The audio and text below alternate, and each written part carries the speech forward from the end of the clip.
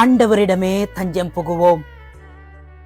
பல நேரங்களிலே நீங்கள் உங்களுடைய வாழ்க்கையிலே துன்பங்கள், துயரங்கள், வேதனைகள், சவால்கள், சோதனைகள் நெருங்கக்கூடிய சந்தர்ப்பங்களிலே நீங்கள் உங்களுடைய துன்பங்களை யாரிடம் சொல்வது, யாரிடம் சொல்லி அழுவது, யாரிடம் சொன்னால் என்னுடைய துன்பங்களுக்கு முடிவு கிடைக்கும் என தெரியாமல் நீங்கள் தடுமாறி இருக்கலாம்.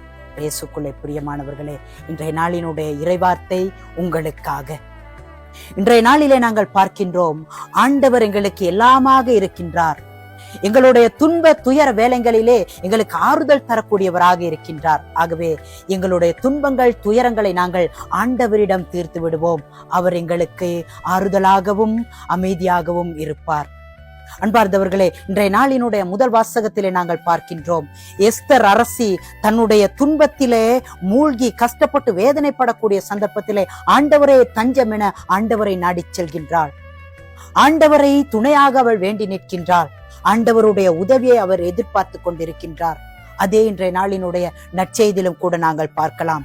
இன்றைய நாளிலே நற்செய்தியாளர் எங்களுக்கு மிக அழகாக சொல்லுகின்றார், ஆண்டவரிடம் கேட்போருக்கு கிடைக்கும், ஆண்டவரை தேடுவோருக்கு அவர் கிடைப்பார், ஆண்டவரிடம் போர் தட்டுவோருக்கு திறக்கப்படும் என சொல்லுகின்றார்.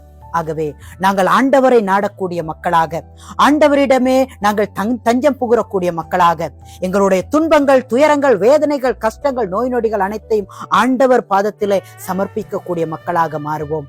ஆண்டவர் ஒருவராலே எங்களுக்கு நிலையான வாழ்வையும் அமைதியையும் ஆறுதலையும் தர முடியும்.